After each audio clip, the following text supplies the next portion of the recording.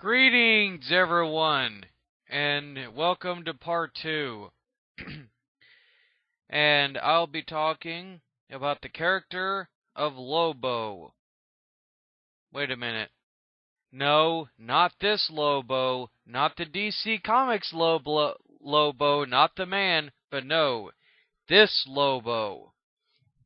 Yes, from the now defunct Dell Comics Company, who was part of Dell Publishing, who actually published pulp-esque magazines and comics and stuff back from 1929 to, if I remember correctly, 1973 or 1979.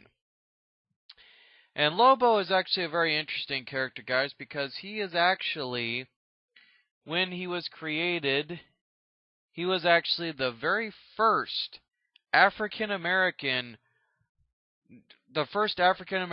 hero in the Western genre. Not only that, but he was also one of the first black heroes, quote unquote, to headline his own series.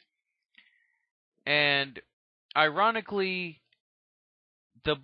he was actually unnamed in the book, but he was dubbed Lobo by his adversaries, and he was actually a black Union soldier who goes west after the Civil War ended. And he's hired as a ranch hand who actually is wrongfully accused of killing his boss. And he goes to set out to clear his name by fighting injustice. The character was actually created by writer DJ Arneson, and artist Tony Tallarico. There we go.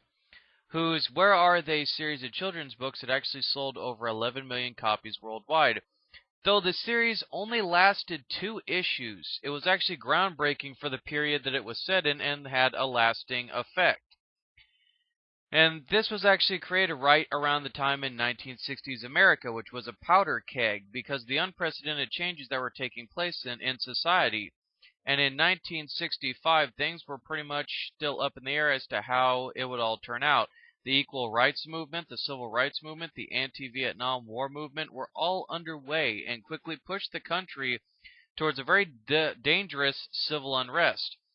Dell Comics was a major comic book publisher in 1965 and took a very positive and proactive position with its publication of the Lobo title.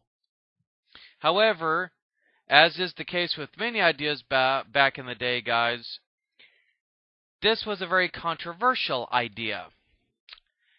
And I'll explain why here. Because in 1965, right around this time in America's Dill, you couldn't casually march on to the success of, say, a character like Lobo.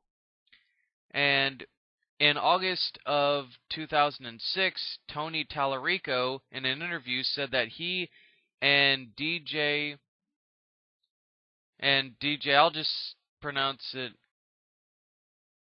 I'll just say DJ for now. But him and DJ actually came up with the premise and brought it to their Dell editor, who was Helen Meyer. Or Meyer, maybe. M-E-Y-R-E. Or no, E-R. Sorry, I'm messing up here, guys. Yeah, it's Meyer. Helen Meyer. She actually loved the idea, and she actually went with it, guys. And they did the first issue, and back in that time in comics, you started the second issue right as you were printing the first, and due to time limitations, all of a sudden, the wagon had stopped. They had stopped production on the issue, and they discovered that as they sent back bundles of comics out to distributors, that they were being returned unopened. And they couldn't figure out why, so they did a lot of snooping around, guys, and they actually discovered that many sellers actually were opposed to the idea of Lobo, who was this first black Western hero.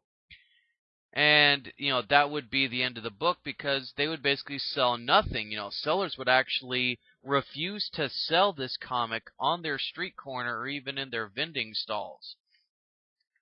And the interesting thing that made this very eye-popping, guys, was the fact that Lobo, the theme of Lobo is that color was never mentioned in either one of the 2 issue stories. And that in the story, people didn't even react to the fact that Lobo was black. And this fact alone, in hindsight, was actually light years ahead of its time in terms of comic book writing and breaking, the social stigmas of, the 1960s and so on and so forth with the civil rights movement. So, man, and that much of this has been written about the importance of comics, like the first appearance of Black Panther, who was actually not American though, and then there was the introduction of Falcon and Luke Cage. So basically, guys, if you think about it, it's actually kind of groundbreaking for a character like Lobo to have existed during this time. So basically, in other words, guys, this is the character that actually sparked all the black superheroes of the Marvel and DC genre, if you will. So with that being said, guys, that has been the history of Lobo, the first African-American superhero, if you will, of the Western genre, and a very historically prevalent character in the history of comic books. And with that being said, guys, I hope that you guys actually enjoyed this. I enjoyed actually finding this character and doing my research and everything. And certainly, guys, I hope that you'll stay tuned for next week and when, of course, I start doing batch 2. But first, in the next video, you'll see why I'm going to put batch 2 on hold and everything. Yada yada yada. You get the point. So as always, guys, stay tuned for the next one.